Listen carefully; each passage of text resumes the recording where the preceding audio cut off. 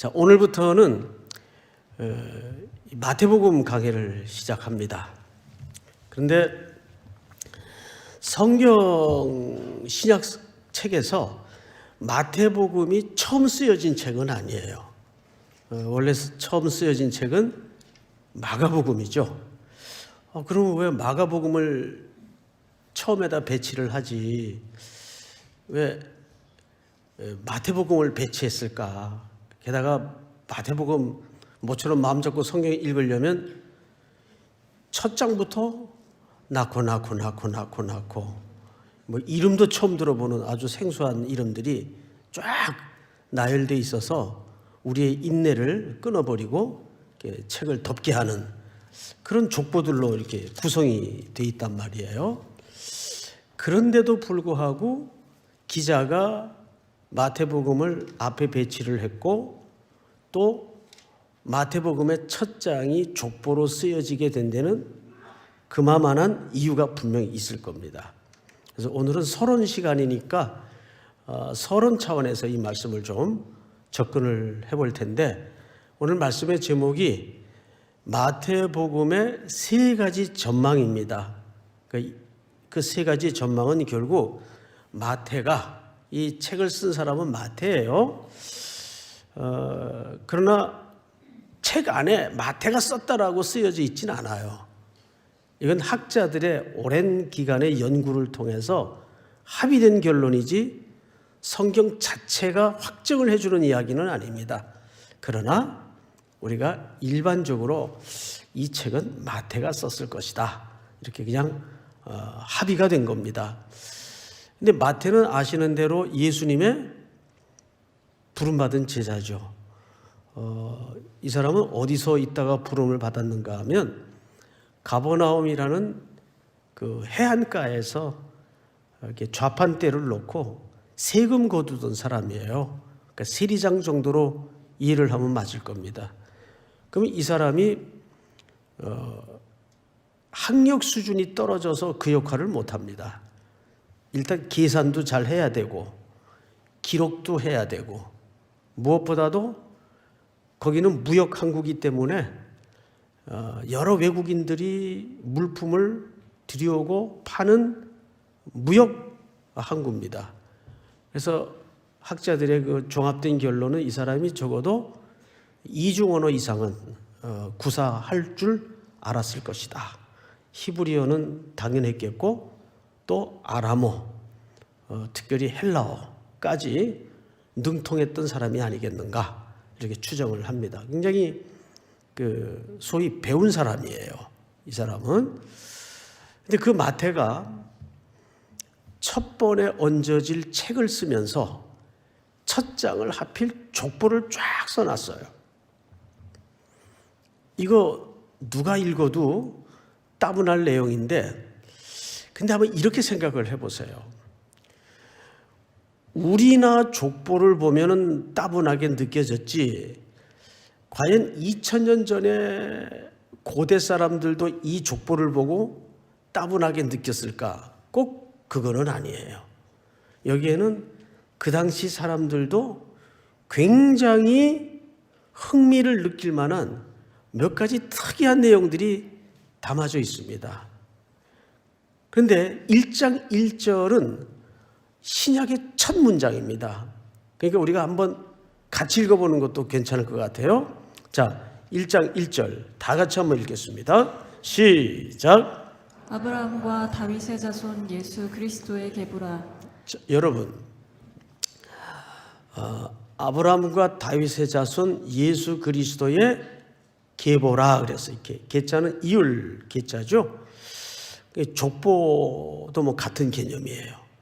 과거 성경에는 세계라 이렇게 표현하기도 했어요. 근데 문제는 뭐냐면 이 족보가 결국은 누구를 설명하기 위한 족보라는 말이 됩니까? 예수 그리스도를 설명하기 위한 족보라는 말이 됩니다. 그런데 그 앞에 두 명의 인물이 등장을 해요. 아브라함과 다윗입니다. 그리스도를 설명하는데 이 두 사람이 앞에 등장을 했어요. 게다가 또 하나는 족보라고 하니까 우리가 오해를 할 수가 있습니다. 그러니까 이 족보는 예수 그리스도께서 아브라함의 혈통이 되시고 다윗의 혈통이 되신다는 것을 논증하고 증빙하기 위한 하나의 족보가 아니겠는가, 이렇게 오해를 할 수가 있습니다. 자, 일단 이 오해를 이제 단번에 끊어낼 수 있는 상식적인 질문을 한번 해볼게요. 예수 그리스도는 누구에 의해서 태어났습니까? 네? 동정녀 마리아이신 처녀의 몸에서 태어나요. 그렇죠? 어머니가 마리아예요. 자, 그런데 그 어머니 마리아는 동정녀예요. 근데 그 동정녀인 마리아가 누구랑 결혼을 하게 됐죠? 요셉입니다. 요셉이 그런데 하필 누구의 혈통이에요? 다윗의 집안의 혈통이에요. 그러면 제가 질문하고 싶은 게 바로 여기 있습니다. 마리아가 요셉의 가문과 다윗의 가문과 결혼하지 않았더라면 예수님의 혈통은 이 집안과 관계가 있나요, 없나요? 전혀 관계가 없어요. 그렇죠, 여러분? 그러니까 예수님의 출생은 마리아가 만약에 요셉과 결혼을 하지 않았더라면 이 다윗의 혈통과 아무 상관없이 출생할 수 있었어요. 그렇습니까? 안 그렇습니까? 맞단 말이에요. 그런데 법적으로 다윗의 혈통이 요셉과 결혼을 함으로써 어떻게 되는 겁니까? 예수님이 누구의 가문으로 적이 올라가 있는 거죠, 호적이? 다윗의 가문으로 호적이 올라가게 된 거예요. 그러나 혈통적으로는 관계가 있어요, 없어요? 사실은 관계가 없어요. 단순히 마리아가 요셉과 결혼을 했기 까닭에 다윗의 가문에 예수님이 족보로 얹어지게 된 겁니다. 이해가 되나요, 여러분? 그러니까 이 족보는 첫째, 걷어낼 오해가 뭐냐면 예수님의 혈통을 증명하기 위한 족보가 아니에요. 다시요. 이 족보는 예수님의 혈통을 증명하기 위한 족보가 아닙니다. 그럼 아닌데 뭐하러 이 족보를 썼느냐? 여기 예수님의 출생을 앞에 놓고 두 인물이 중요하다 그랬어요. 첫째는 아브라함, 두 번째는 다윗입니다. 자, 근데 이 족보가 어떻게 구조가 되어 있는가를 한번 볼까요?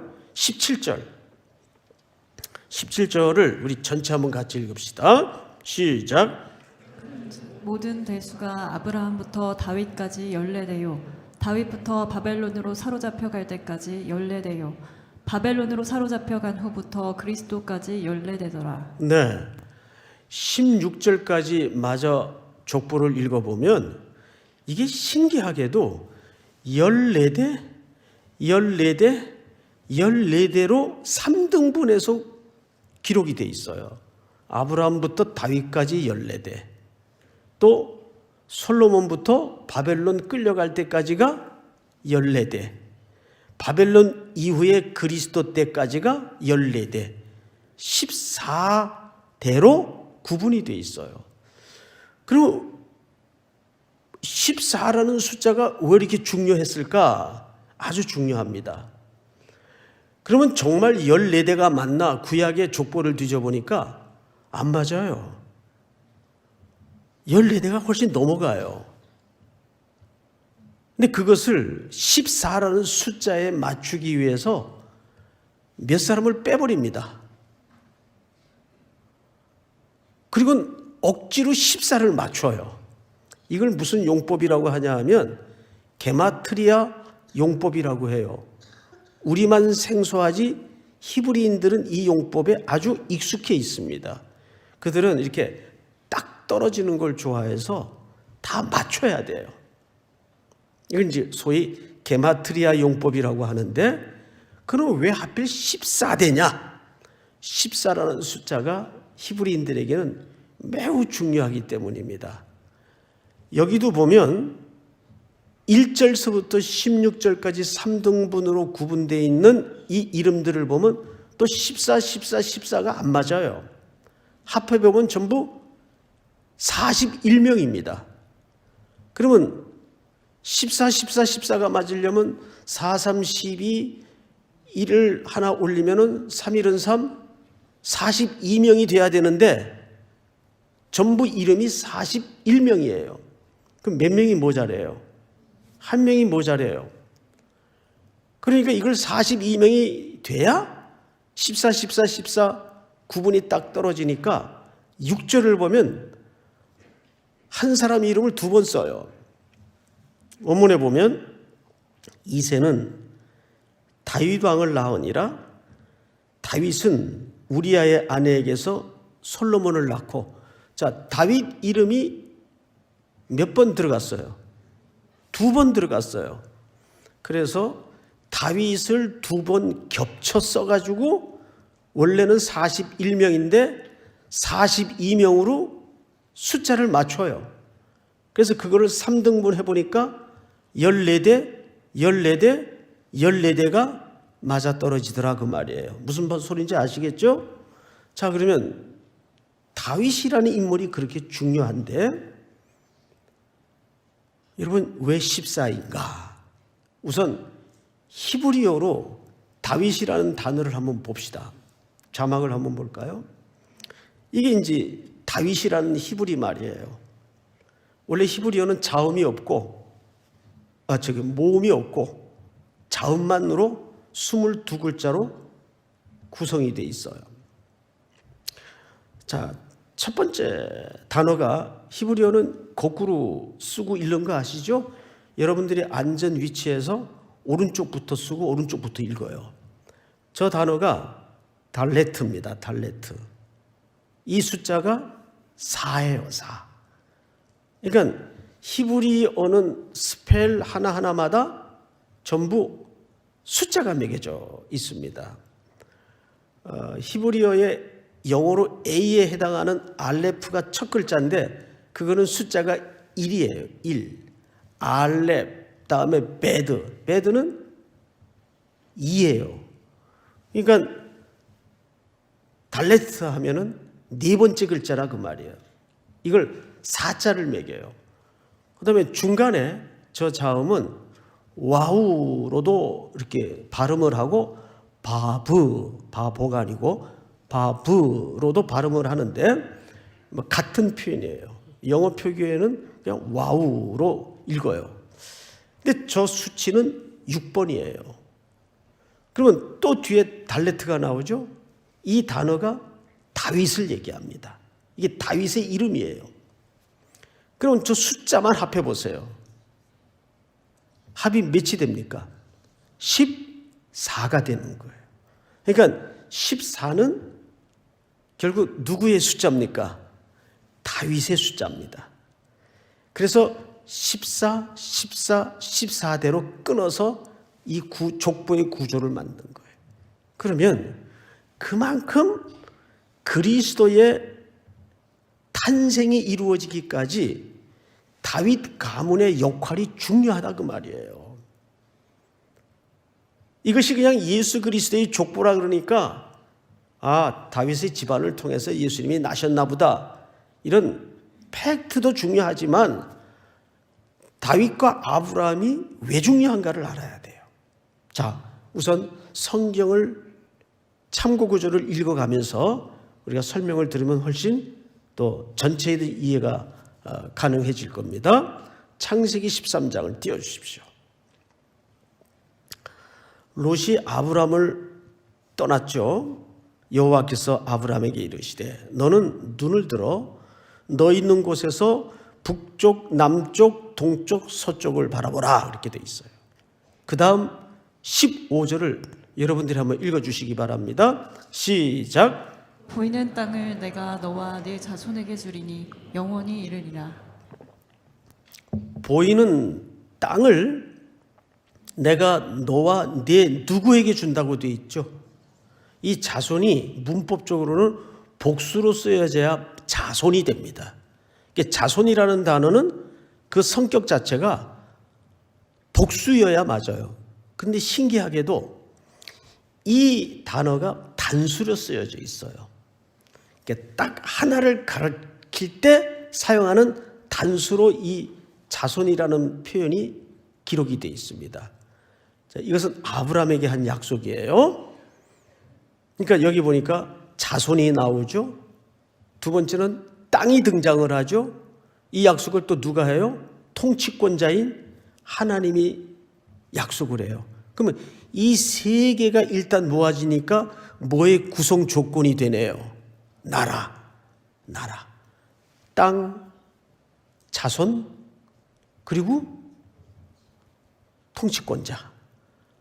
그러니까 이 말은 그리스도의 나라를 사실상 하나님께서 아브라함에게 약속한 거예요. 자, 이 약속이 어떻게 성취되는가? 자, 갈라디아서 3장을 띄워볼까요?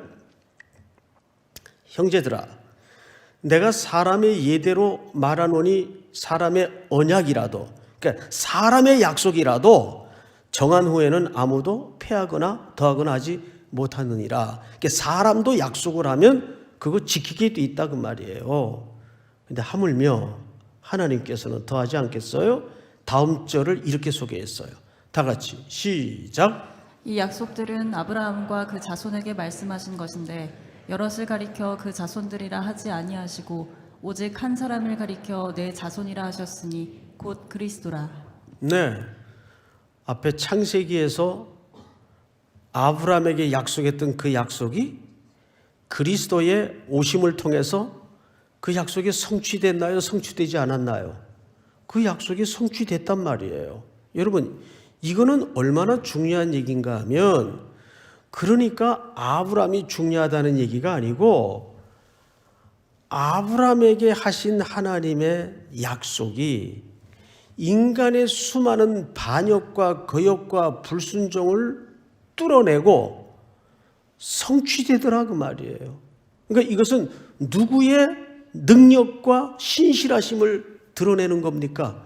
하나님의 능력과 우리를 향하신 신실하심을 드러내는 흥분이 이 족보 속에 나타나 있는 거예요. 믿습니까? 그러니까 이 족보는 예수 그리스도께서 아브라함의 혈통에서 다윗의 혈통에서 나셨다는 걸 증명하기 위함이 아니고, 하나님께서는 인간에게 한 언약이라도 인간의 수많은 그 언약이 무너지고 깨질 뻔했던 역사의 위기를 하나님은 뚫어내시고 넘어서셔서 어떻게 그 약속을 성취해 가시는가를 설명하고 싶은 거예요. 믿습니까? 그런데 왜 다윗의 가문에서 오셔야 되냐 이거예요. 사무엘하 8장을 7장을 띄워주세요. 그러므로 이제 내 종 다윗에게 이와 같이 말하라. 만군의 여호와께서 이와 같이 말씀하시기를 내가 너를 목장 곧 양을 따르는 데에서 데려다가 내 백성 이스라엘의 주권자로 삼고, 다음 절 시작. 내가 가는 모든 곳에서 내가 너와 함께 있어 내 모든 원수를 내 앞에서 멸하였은즉 땅에서 위대한 자들의 이름같이 내 이름을 위대하게 만들어주리라. 내가 또 내 백성 이스라엘을 위하여 한 곳을 정하여 그를 심고 그를 거주하게 하고 다시 옮기지 못하게 하며 악한 종류로 전과 같이 그를 해하지 못하게 하여, 다 같이 시작. 전에 내가 사사에게 명령하여 내 백성 이스라엘을 다스리던 때와 같지 아니하게 하고 너를 모든 원수에게서 벗어나 편히 쉬게 하리라. 여호와가 또 내게 이르노니 여호와가 너를 위하여 집을 짓고. 자, 여기서 좀 끊고 갑시다. 이 내용이 무슨 내용인가 하면 이제 이스라엘 땅에 모처럼 평화가 찾아왔어요. 언약궤도 성소에 안치가 되고 자기도 백향목궁에 편안히 거주하게 되는 참 오랜만에 안식이 찾아왔어요. 성소에 앉아서 다윗이 기도를 하는데 너무 은혜가 물밀 밀려와요. 그래서 다윗이 기특한 생각을 하게 됩니다. 여러분, 이 은혜가 밀려올 때 일어나는 기특한 생각을 조심하셔야 돼요. 그게 굉장히 유혹일 때가 있어요. 나는 이렇게 좋은 집에서 백향목궁에서 거하는데 이 하나님의 법궤가 초라하게 저 텐트 안에서 구멍이 숭숭 뚫어진 천막 안에서 저게 뭐냐. 이 말이 안 된다. 그래서 나는 40평 아파트에 사는데 고향집 부모님에게 귀뚜라미 보일러라도 달아드려야 되지 않겠는가. 뭐 이런 비슷한 생각을 하게 됐던 것 같아요. 그래서 그가 하나님의 성전을 짓겠다고 작정을 하게 된 겁니다. 그걸 당시 선지자였던 나단에게 가서 일러요. 내가 기도하다가 은혜 받은 게 있는데 아무래도 내가 하나님의 집을 좀 지어드려야 될 것 같다. 그걸 이제 나단이 하나님께 묻고 하나님께 답을 받아가지고 돌아와서 지금 다윗에게 일러주는 겁니다. 근데 전에 내가 사사에게 명령하여 내 백성 이스라엘을 다스리던 때와 같이 아니하게 하고 너를 모든 원수에서 벗어나 편히 쉬게 하리라.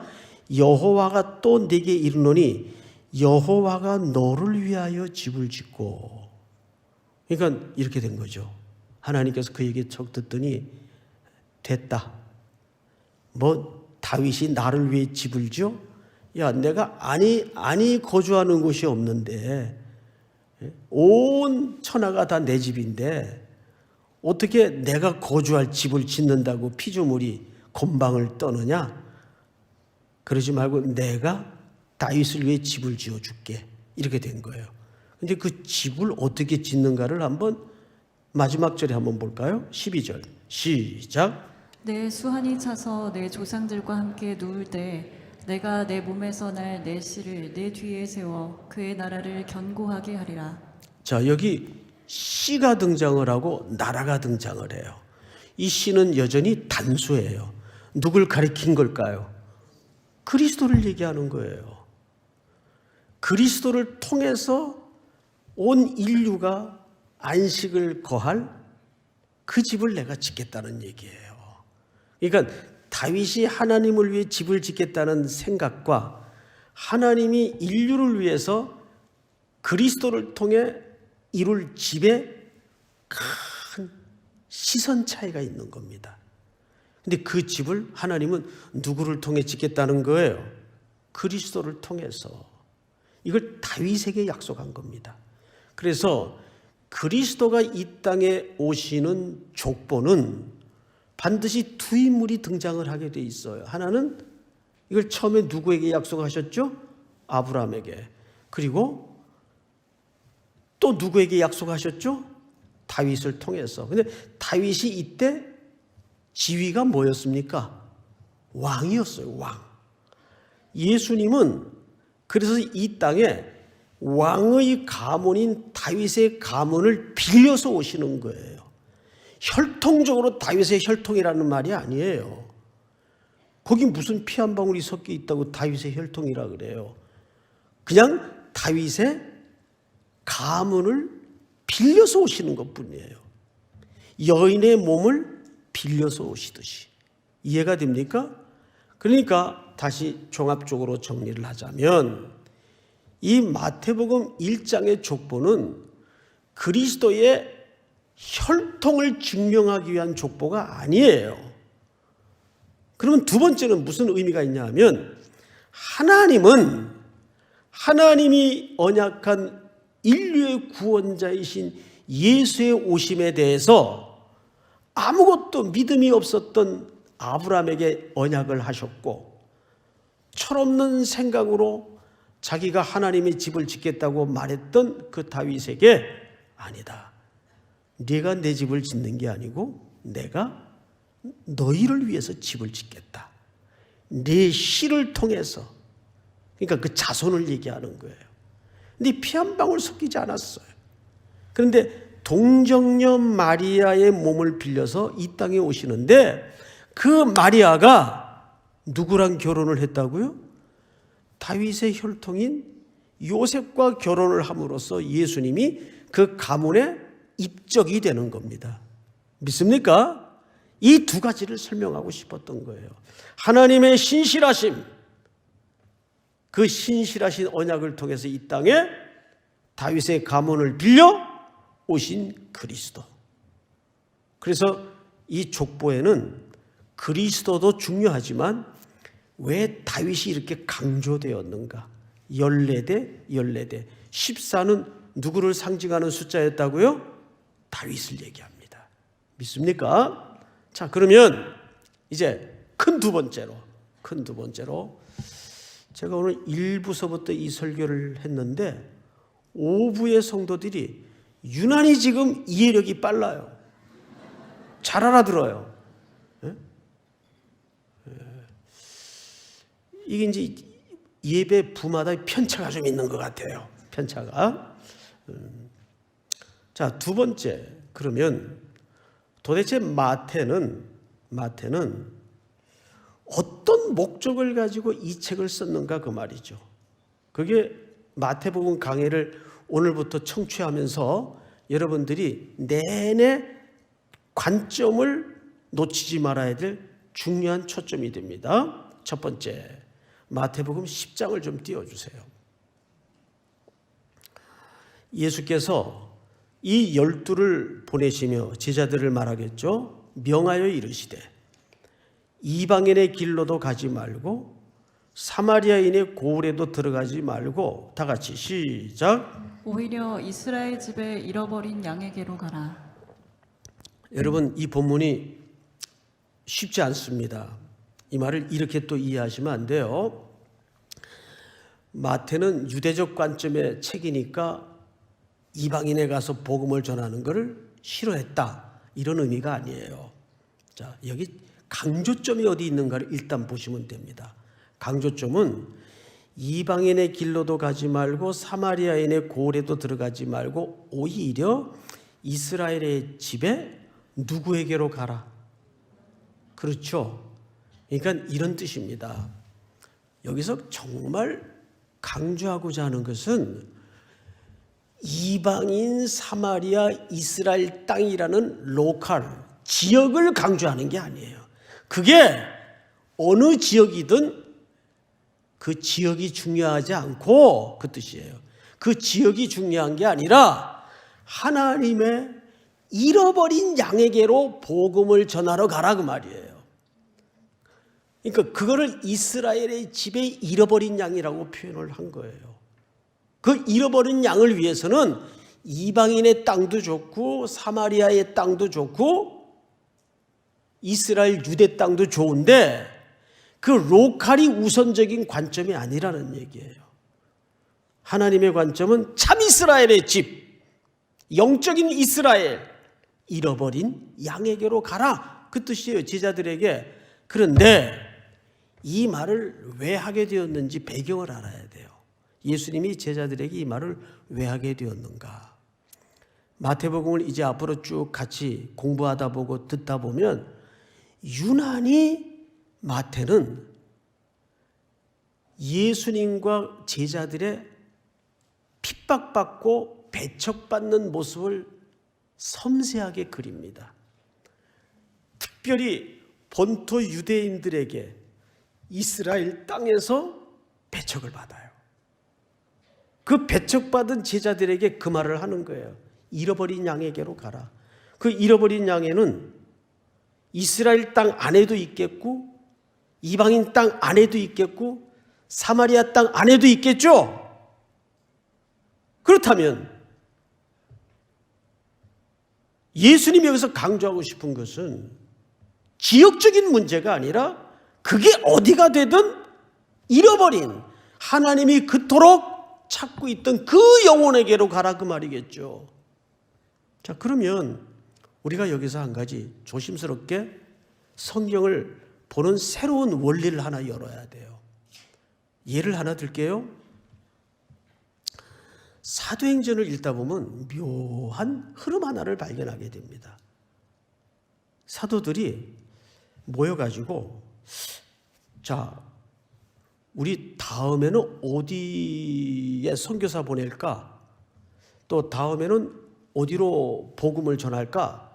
이렇게 회의하고 위원회 소집해서 기도회 모임 갖고 이랬던 선교의 역사가 없어요. 신기하게도 일관되게 전부 배척당하고 쫓겨다니고 도망다니다가 그 쫓겨다니고 도망다니던 자들의 발걸음이 되어지는 그 현장에 복음이 떨어지고 교회가 생겨요. 그러니까 하나님의 역사는 인간의 능동적인 역사를 통해서 이루어지거나 만들어지질 않아요.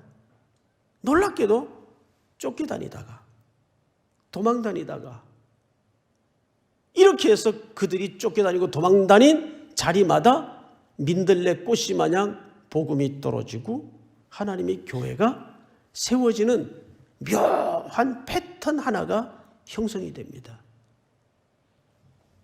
그런 거 보면 우리는 이번에 이렇게 겪고 있는 세계적인 전염병 사태에 대해서 너무 부정적으로만 생각할 필요는 없어요. 여러분, 1665년도 하면 어떤 해로 기억하고 있습니까? 1665년도 하면 역사를 공부한 분들은 대번 이 해는 얼마나 인류 역사에 끔찍한 재앙의 해였는지 아실 거예요. 그 당시 런던 시민이 40만 명 정도가 됐는데 4분의 1이 흑사병으로 죽어요.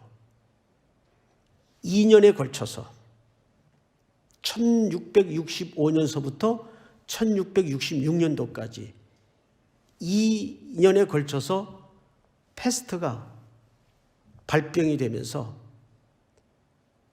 엄청난 재앙이 일어납니다. 그때 어떤 일이 있었는가 하면 제가 자료 하나를 좀 소개해 드릴게요. 그 영국의 다니엘 디포라는 언론인이 한 분 계셨습니다. 이분이 그 전염병 사태를 맞으면서 전염병 연대기라는 책을 써요. 전염병 연대기. 찾아보면 나오는 책입니다. 그 책 서문에 이런 글귀를 남기죠. 나는 성직자는 물론 내과 의사, 외과 의사, 약사, 시 공무원 등 질병에 맞서서 헌신적인 활동을 했던 사람들의 명예를 위해서도 그들이 얼마나 자신의 임무를 완수하기 위하여 생명의 위험까지 무릅쓰고 활약했던가를 기록에 남겨두어야 한다고 생각한다. 그래서 쓰여진 책이 이 언론인 출신인 다니엘 디포라는 사람에 의해 전염병 연대기라는 책이 쓰여집니다. 이 책은 한 시대의 세계관과 가치관을 바꿔놓는 중요한 촉매제 역할을 하게 돼요. 이것뿐만이 아니에요. 이때는 전염병이 발생한 그 가족은 전염이 되지 않은 가족까지 한꺼번에 전부 가택 연금을 시켰습니다. 그 죽을 때까지 집에서 못 나오는 이 끔찍한 일들이 장시간 벌어지곤 했습니다. 그리고 그 책의 일부에서는 이런 이야기를 남겨요. 우리가 이럴 때일수록 대적해야 하는 것은 가난과 질병이지 가난한 사람들과 질병에 걸린 사람들이 아니라는 것을 되새겨 보아야 한다. 이런 말을 남깁니다. 그뿐만이 아니에요. 이 다니엘 디포가 로빈슨 크루소라는 그 유명한 청교도 소설의 시효가 되는 글을 쓰죠. 그 안에 보면 보물 상자를 발견하게 되는데 그 상자를 열어보니까 거기 성경책이 있어요. 그 성경책을 딱 펼쳤는데 거기에 쓰여진 글귀가 시편 50편 15절 말씀인데 환난 날에 나를 부르라.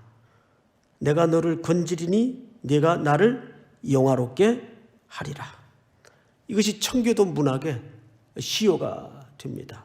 이 이후에 철로역정이라든지 신라곤이라든지 하는 많은 주옥 같은 세계적 글들이 이 이후로 쏟아져 나오게 되고 인류는 이 무서운 질병의 재앙 앞에서 무서운 타락을 멈추고 겸허히 절대자이신 하나님 앞에 돌아오는 소중한 계기가 되죠. 이뿐만이 아니에요. 이후에 아이작 뉴턴이라든지 이런 분들이 이 아이작 뉴턴은 아시는 것처럼 만류 인력의 법칙을 발견했던 인물 아닙니까?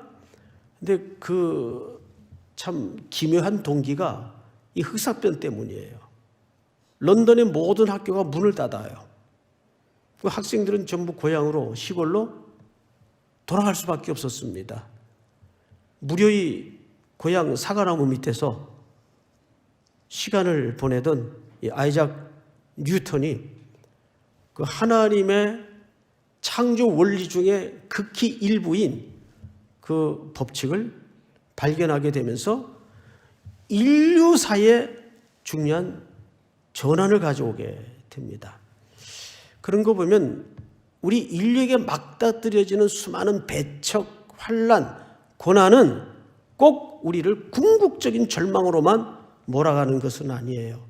그 이면에 우리는 이럴 때일수록 보이지 않는 그러나 여전히 통치하시고 여전히 살아 움직이시는 하나님의 손길을 볼 수 있는 믿음의 시선을 가지고 있어야 됩니다. 믿습니까? 마태가 그려내고자 하는 것도 그런 거예요. 유난히 예수님과 제자 공동체가 배척을 당하지만 그 배척을 통해서 두 번째로 어떤 일들이 벌어지는가 하면 마태복음 16장을 한번 띄워주세요.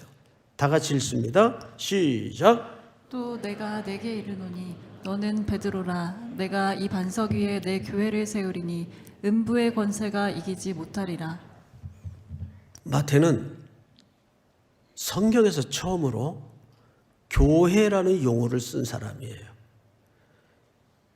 내가 이 반석 위에 내 교회를 세우리니, 그리스도의 교회를 세우겠다는 말인데 여기서 에클레시아라는 단어를 씁니다. 에클레시아라는 말은 이때 원래 교회라는 개념으로 쓰여졌던 표현이 아니에요. 이 에클레시아라는 말은 무엇으로부터 불러냄을 입은 자라는 뜻이에요. 근데 이게 훗날 오늘날 교회의 고유 명칭이 됩니다. 그때까지만 해도 유대교의 죽은 법조문을 붙들고 있던 죽은 종교에서 그 법조문이 수많은 사람들을 고단하게 만들었어요. 그래서 예수님은 마태복음 11장에서 수고하고 무거운 짐진 자들아 다 내게로 오라. 내가 너희를 쉬게 하리라. 그러면 예수님께서 이 반석 위에 내가 내 교회를 세우겠다는 그 교회의 원형의 모습은 어떤 모습이었을까요? 그때까지만 해도 어린아이, 약자, 여자는 수에도 넣지 않는 엄연한 사회적 편견과 차별이 당연시 여기던 사회적 통념으로 자리 잡고 있던 때예요. 그러나 주님이 꿈꾸던 교회의 원형의 모습은 종과 노예가 다 똑같은 존엄한 하나님의 창조된 형상으로 대우를 받고 남녀의 차별이 없어지고 어린아이가 존중받고 무엇보다도 거리의 사람들이 따뜻한 데 배불리 먹던 사람들이 한 형제로 만날 수 있는 그런 공동체, 그런 공동체를 꿈꾸었어요. 그런데 오늘날 일부 교회의 모습은 여전히 그런 세습의 권위가 자리 잡고 있고 세상의 편견이 녹아져 있는 잘못된 이지러진 모습을 우리에게 드러내고 있거든요. 그것은 예수님이 원래 유대 교회에서 이 백성들을 뽑아내어 이 반석 위에 내 교회를 세우겠다던 그 원형의 모습은 아닙니다.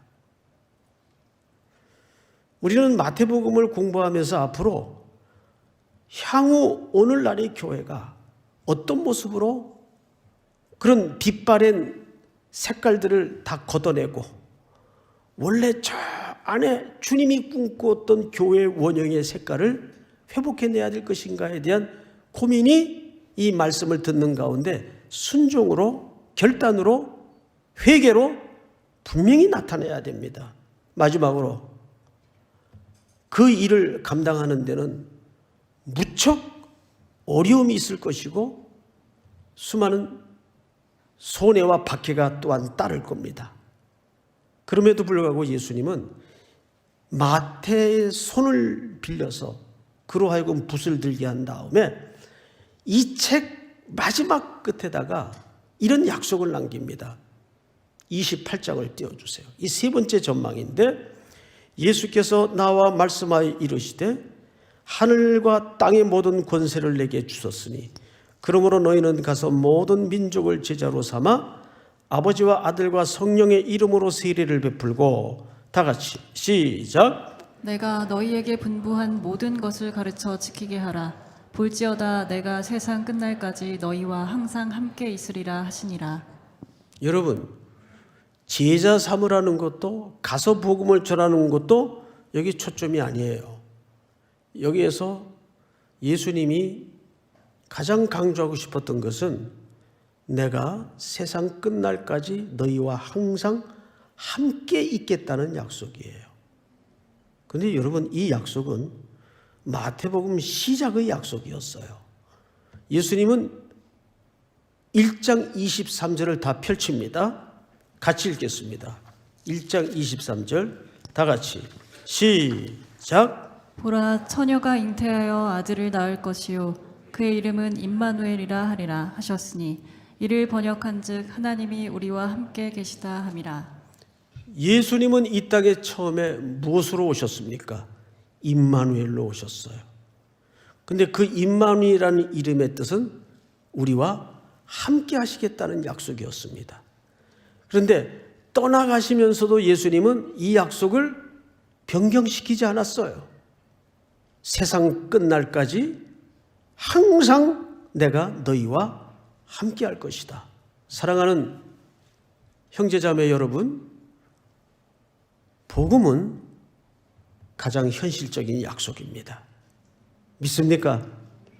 항상 함께 있는 것. 그거보다 현실적인 약속이 있을 수 있을까요? 네, 나중에 해줄게. 아니요.